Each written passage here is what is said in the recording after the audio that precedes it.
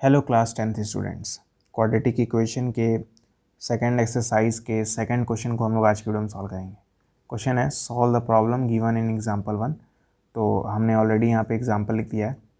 ये एग्जाम्पलर का क्वेश्चन है, मतलब जो आपके एनसीईआरटी बुक है उसमें एग्जाम्पल 1 के क्वेश्चन को सॉल्व करना है। ठीक है, तो एग्जाम्पल 1 यही था, represent the following situation mathematically. तो क्या है, जॉन एंड जीवंती टुगेदर है 45 मार्बल्स। जॉन और जीवंती के पास टोटल कितने मार्बल हैं? 45 मार्बल हैं। Both of them lost 5 marble each and the product of the number of marble then they now have is 124। We would like to find out how many marbles they had to start with. समझिएगा, question में कह रहा है कि John और जीवंती के पास total marble कितने हैं? 45 मार्बल हैं। अब हमें ये तो नहीं पता कि जॉन के पास कितने हैं और जीवंती के पास कितने हैं, है ना। जॉन के पास कितने मार्बल हैं और जीवंती के पास कितने मार्बल हैं ये हमें नहीं पता है। ठीक है, तो मान लूँगा कि जॉन के पास x मार्बल हैं और जीवंती के पास y मार्बल हैं। मैंने मान लिया कि जॉन के पास x मार्बल हैं और जीवंती के पास y मार्बल हैं, लेकिन दोनों के पास टोटल 45 मार्बल हैं। यानी अगर जीवंती और जॉन के मार्बल्स को जोड़ दिया जाए तो 45 आएगा, है ना। यानी मैं अगर कहूँ कि x + y = 45 होगा तो ये कहना गलत नहीं होगा, क्योंकि जॉन और जीवंती के पास टोटल कितने मार्बल्स हैं? 45 मार्बल्स हैं। यानी x और y को जोड़ें तो कितना आएगा? 45 आएगा। अब यहाँ से बात बताइए, x को उधर भेज दें तो क्या हो जाएगा? 45 - x। यहाँ से y की वैल्यू क्या आ जाएगी? 45 - x। ठीक है, अब देखिएगा आगे क्वेश्चन में कह रहा है कि both of them lost 5 marble each. दोनों ने 5 मार्बल खो दिए। तो अगर 5 मार्बल दोनों खो देंगे तो जॉन के पास कितने मार्बल हो जाएंगे? फिर पहले x मार्बल थे और 5 मार्बल खो देगा तो अब इसके पास x - 5 मार्बल होंगे। जीवंती के पास टोटल मार्बल y थे, अब कितने हो जाएंगे? y - 5 हो जाएंगे। ठीक है, कह रहा है कि अगर दोनों 5-5 मार्बल खो दें, खोने के बाद तो इतने इतने मार्बल बचेंगे। कह रहा है कि तब जो प्रोडक्ट होगा नंबर ऑफ मार्बल का वो 124 होगा। यानी अगर इसका और इसका प्रोडक्ट करें तो कितना आएगा? 124 आएगा, ऐसा क्वेश्चन में कहा है। ठीक है, मतलब अगर दोनों 5-5 मार्बल खो दें तो दोनों के मार्बल का प्रोडक्ट करिए तो 124 आएगा, ऐसा क्वेश्चन में बोला है। यानी मतलब क्या है कि x - 5 और y - 5 का प्रोडक्ट, x - 5 और y - 5 का जो प्रोडक्ट होगा वो 124 के इक्वल होगा। लेकिन हमें y की वैल्यू तो पता है 45 - x। ठीक, तो ये हो जाएगा x - 5, y की जगह क्या हो जाएगा? 45 - x और यहाँ पे -5, अदर है 124। ठीक, तो ये जाएगा x - 5, 45 में 5 घटाएंगे तो 40 आ जाएगा। 40 - x इक्वल्स टू 124। ठीक, x को 40 मल्टीप्लाई करेंगे तो 40x आ जाएगा। x को जब -x में मल्टीप्लाई करेंगे तो -x² आ जाएगा। -5 को 40 मल्टीप्लाई करेंगे तो -200 आ जाएगा। -5 को जब -x में मल्टीप्लाई करेंगे तो +5x हो जाएगा, इधर हो जाएगा 124। ठीक, 40x और 5x ऐड हो जाएंगे तो 45x हो जाएगा, फिर x² हो जाएगा -200 और इधर हो जाएगा 124। दिक्कत यहाँ पे ये है, यहाँ पे एक प्रॉब्लम अकर हो रहा है कि ये जो x² है वो नेगेटिव में है, तो x² को पॉजिटिव कैसे बनाएं? इस पूरे के पूरे टर्म को उधर भेज दें, और अगर x² को आप उधर भेज रहे हैं तो इन बचे हुए बाकी दोनों टर्म्स को भी उस साइड भेजना होगा। ठीक है, भेजने के बाद क्या मिलेगा देखिएगा, इधर से सारे टर्म तो चले जाएंगे, गुड बाय कह देंगे तो 0 बचेगा इक्वल्स टू, यहाँ पे ऑलरेडी 124 था तो 124 पहले लिखेंगे। ठीक है, फिर आप ही सोचिए, जब ये -x उधर जाएगा -x² तो +x² हो जाएगा। जब ये -200 उधर जाएगा तो +200 हो जाएगा, +200 प्लस ये जब 45x उधर जाएगा तो -45 हो जाएगा। ठीक है, तो ये हो जाएगा -45x। अब देखिएगा, पहले x² लिखते हैं क्वाड्रेटिक इक्वेशन में, फिर ये -45x लिखेंगे, फिर 124 और 200 को जोड़ने पे जो सम आएगा यानी 324, इसको लिखेंगे।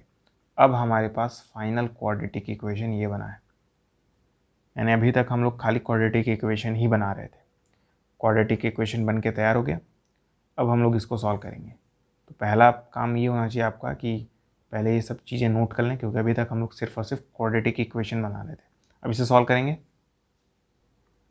तो इसको सॉल्व करने का तरीका क्या होता है बताइए? यही हमें मिला था ना क्वाड्रेटिक इक्वेशन। इसको सॉल्व करने का तरीका क्या होता है? 324 के ऐसे फैक्टर जिनको ऐड करने पे 45 आ जाए। 324 के ऐसे फैक्टर जिनको ऐड करने पे 45 आ जाए। ठीक है, फैक्टराइजेशन मेथड इस्तेमाल कर रहे हैं हम लोग। 324 के ऐसे फैक्टर निकालें कैसे? 2 16 ज़ा, फिर 2 ज़ा, 2 8 ज़ा, 2 1 ज़ा, 3 से ये 27 बार में कटेगा, 3 से ये 9 बार में कटेगा, 3 से फिर 3 बार में कटेगा, फिर 3 से 1 बार में कटेगा। ठीक है, बीच में यहाँ पे प्लस का साइन है, यहाँ प्लस का साइन लगाएंगे, फिर अगल बगल 2 डब्बे इक्वल्स टू यहाँ पे जो नंबर है 45 उसको लिखेंगे। ठीक है, देखिएगा अब इन सारे नंबर का इस्तेमाल करके हमें यहाँ पे 2 नंबर लिखने हैं जिसको ऐड करने पे 45 आ जाए। बताइए क्या होंगे वो फैक्टर्स? तो देखिएगा इन शुरू के 4 नंबर का इस्तेमाल करें। 3 3 2 2, 3 3 ज़ा 9 होता है, 9 2 ज़ा 18 होता है, 18 2 ज़ा 36। तो यहाँ पे अगर 36 लिख दें, इन चारों का इस्तेमाल करके एक नंबर बनाया, इन दोनों का इस्तेमाल करेंगे 3 3 का तो 9 आएगा, और 36 और 9 को जोड़ेंगे तो 45 आएगा। तो वो 45 के फैक्टर्स क्या क्या हो गए? 45 किस में ब्रेक होगा? 36 और 9 में। 324 के ऐसे 2 फैक्टर जिनको जोड़ने पे 45 आ जाए, वो फैक्टर क्या है? 36 और 9। ठीक है, तो यहाँ पे लिखेंगे 0 equals to x square minus 45 की जगह क्या लिखेंगे? 36 प्लस 9। ठीक, और इधर x लिखेंगे प्लस 324। ठीक है, तो जगह 0 इक्वल्स टू एक्स स्क्वायर, ये जब -36 होगा साथ में इस x को भी लिखा जाएगा -36x, फिर ये माइनस प्लस मिलके माइनस होगा, 9 और x मिलके 9x हो जाएंगे। ठीक है, फिर ये प्लस 324 हम लोग एज इट इज़ लिख देंगे प्लस 324। ठीक, अब बताइए इन दोनों में कॉमन क्या है? ऑब्वियस सी बात है x कॉमन आएगा, यहाँ पे माइनस को बीच में कर लें। इन दोनों में क्या कॉमन आएगा? x कॉमन आएगा। कॉमन लेंगे x तो क्या जाएगा? x माइनस 36, और यहाँ पे 9 कॉमन आएगा क्योंकि 9 जो है 324 को डिवाइड कर देगा। 9 जो है 324 को डिवाइड कर देगा, इसलिए 9 कॉमन आएगा। ठीक है, और आगे ये जो साइन है वो भी कॉमन आ जाता है फिर, तो यानी -9 कॉमन आएगा, और अंदर क्या लिखते हैं? जो यहाँ पे हो, यानी x माइनस 36। ठीक है, अब देखिएगा यहाँ पे भी x माइनस 36 है, यहाँ पे भी x माइनस 36 है, तो हम लोग लिखेंगे x माइनस 36। यहाँ पे x और यहाँ पे -9 है, तो कॉमन लेने के बाद बचेगा x माइनस 9। क्लियर है? अब देखिएगा ध्यान से, इन दोनों का जो प्रोडक्ट है वो 0 आ रहा है, तो यानी x माइनस 36 करने पे 0 आ रहा होगा, या तो फिर इसको मिटा दे रहा हूँ मैं, आप लोग नोट कर लीजिएगा, या फिर x माइनस 9 करने पे 0 आ रहा होगा। तो अगर -36 को उधर भेजेंगे तो x की वैल्यू क्या आ जाएगी? 36, और अगर -9 को उधर भेजेंगे तो x की वैल्यू क्या आ जाएगी? 9। अब 2 केसेस हो सकते हैं कि जॉन के पास पहले x मार्बल थे, तो x की तो 2 वैल्यू आई हैं, एक 36 और एक 9, है ना? तो या तो हो सकता है कि जॉन के पास 36 मार्बल हो, या फिर एक दूसरा केस बन सकता है कि जॉन के पास 9 मार्बल हो, क्योंकि x की 2 वैल्यू है ना, 36 और 9। तो जॉन के पास या तो 36 मार्बल होंगे या तो जॉन के पास 9 मार्बल होंगे। हम लोगों ने देखा था कि y की जो वैल्यू थी, आई थिंक आपने नोट किया होगा, y की जो वैल्यू थी वो थी 45 माइनस एक्स। वाई की वैल्यू क्या थी? 45 माइनस एक्स। तो यहाँ से y की वैल्यू 45 माइनस एक्स रखेंगे तो y की वैल्यू क्या आ जाएगी? 45 माइनस 36, दैट इज़ y की वैल्यू 9। यानी जीवंती के पास फिर कितने मार्बल होंगे? 9 मार्बल होंगे। और अगर जॉन के पास 9 है तो y की value 45 minus x, that is y की value 45 minus 9, that is y की वैल्यू 36। तो जीवंती के पास इस केस में 36 मार्बल होंगे। ठीक है, तो कहने का मतलब क्या है कि अगर जॉन के पास 36 हैं तो जीवंती के पास 9 होंगे, और अगर जॉन के पास 9 है तो जीवंती के पास 36 होंगे। यही कहने का मतलब है। उम्मीद करता हूँ आपको ये क्वेश्चन समझ में आया होगा कि मैंने कैसे निकाला है सोल्यूशन। ठीक है, अब सेकंड पार्ट सॉल्व करेंगे क्योंकि इसमें एक और पार्ट है। अब इसी क्वेश्चन का सेकंड पार्ट ये है, यानी सेकंड एग्जांपल ये है कि a cottage industry produces a certain number of toys in a day. मतलब एक कोई इंडस्ट्री है जो कि खिलौने बना रही है हर दिन। कितने खिलौने बना रही है हमें नहीं पता, एक दिन में कितने खिलौने बना रही है हमें नहीं पता। कह रहा the cost of production of each toy was found to be 55 minus the number of toy produced in a day. मतलब जो कॉस्ट ऑफ प्रोडक्शन है हर टॉय का, मतलब एक टॉय को बनाने में कितने रुपए खर्च हो रहे हैं, वो है 55 minus the number of toys produced in a day. ठीक है, on a particular day the total cost of production was 750। We would like to find out the number of toys produce on that day. हमें पता करना है कितने number of toys बने उस दिन, नंबर ऑफ टॉयज पता करना है। देखिए हमें कितनी चीज़ें नहीं पता है, एक हमें ये नहीं पता है कि कितने टॉयज़ बन रहे हैं एक दिन में, नंबर ऑफ़ टॉयज़ हमें नहीं पता है, और cost of production of each toy हमें ये नहीं पता है, मतलब एक टॉय को बनाने में कितना खर्चा लग रहा है हमें, एक तो नंबर ऑफ़ टॉयज़ नहीं पता है, और उस टॉय को बनाने में, मतलब एक टॉय को बनाने में कितना खर्चा लग रहा है हमें नहीं पता। तो ये दोनों चीज़ें हमें माननी पड़ेंगी। तो मैं मान ले रहा हूँ कि नंबर ऑफ़ टॉयज़ जो हैं हर दिन मान लेते हैं हम लोग एक्स टॉयज़ बन रहे हैं, और कॉस्ट मान लेते हैं cost of each toy, cost of each toy कितना हो जाएगा मान लेते हैं वो वाई हो जाएगा। मतलब अगर आप एक खिलौने बना रहे हैं तो उसको वाई रुपए बनने में लग रहे हैं, और कितने खिलौने बना रहे हैं हम लोग, टोटल एक्स खिलौने बना रहे हैं। ठीक है, क्वेश्चन में क्लियरली मेंशन है कि जो कॉस्ट ऑफ प्रोडक्शन है, जो कॉस्ट ऑफ प्रोडक्शन है, cost of production was found to be 55 minus the number of toys. Clearly यहाँ पे मेंशन है कि जो कॉस्ट ऑफ प्रोडक्शन है वो 55 minus the number of toys है। इसको मैं लिख रहा हूँ, cost of production, cost of production of each toy, of each toy वो किसके इक्वल है, 55 माइनस, यानी माइनस नंबर ऑफ टॉय। तो कॉस्ट ऑफ प्रोडक्शन तो हम लोगों ने वाई माना था, यानी वाई जो है वो इक्वल है 55 माइनस एक्स के, क्योंकि नंबर ऑफ टॉयज़ को तो हमने एक्स माना है। तो वाई की वैल्यू तो तुरंत निकल गई 55 माइनस एक्स। अब आगे कह रहा है कि किसी एक पर्टिकुलर दिन पर टोटल कॉस्ट जो है प्रोडक्शन का वो 750 रुपये लग रहा है।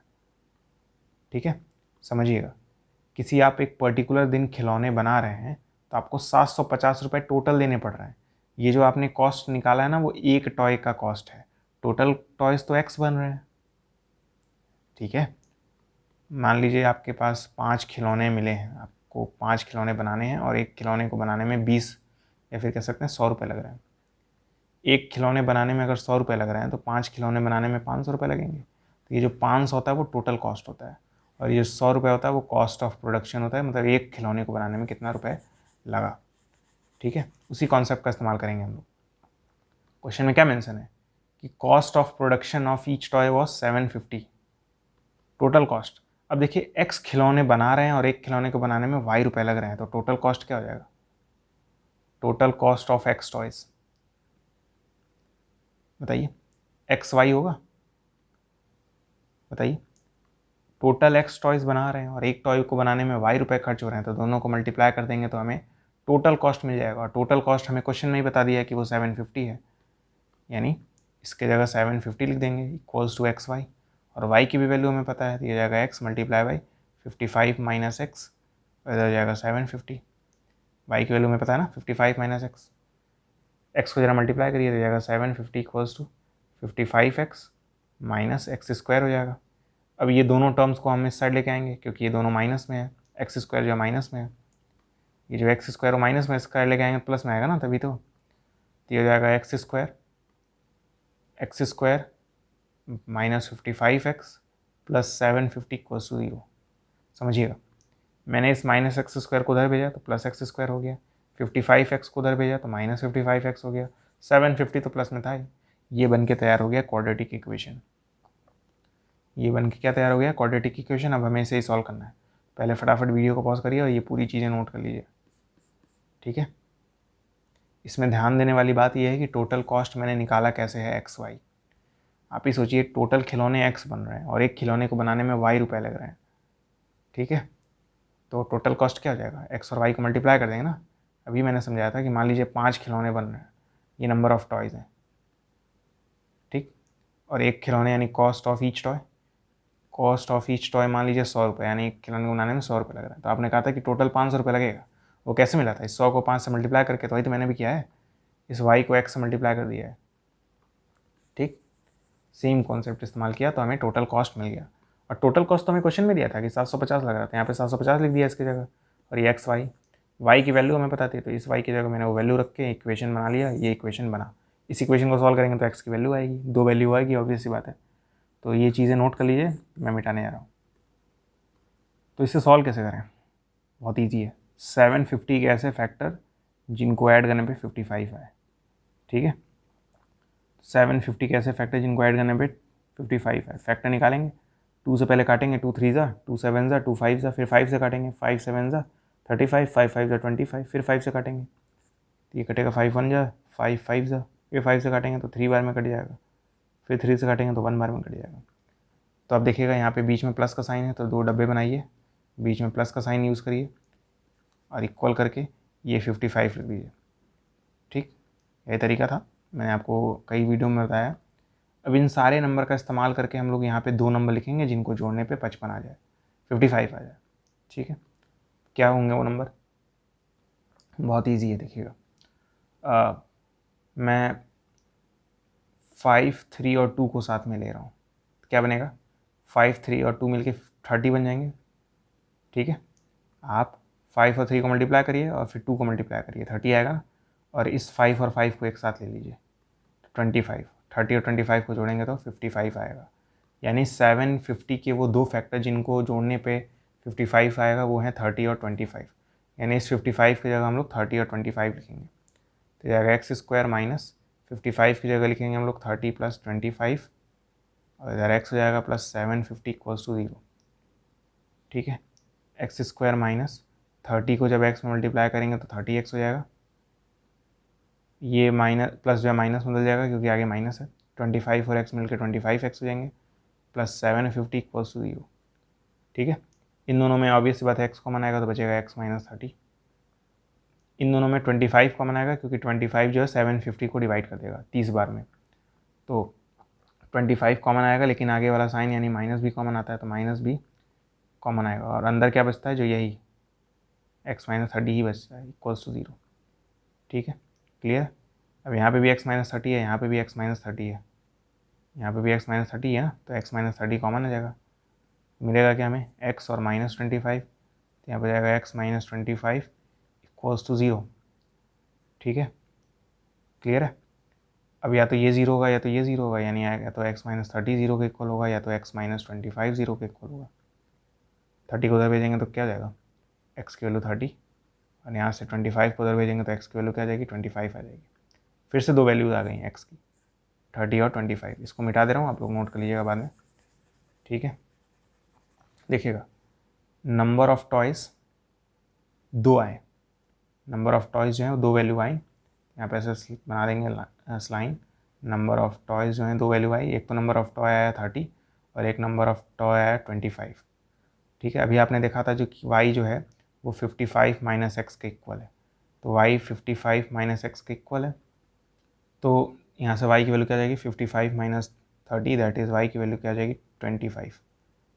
यानी कॉस्ट ऑफ टॉय क्या आ जाएगा? हालांकि कॉस्ट ऑफ टॉय नहीं निकालना था, कॉस्ट ऑफ टॉय हो जाएगा 25, ठीक।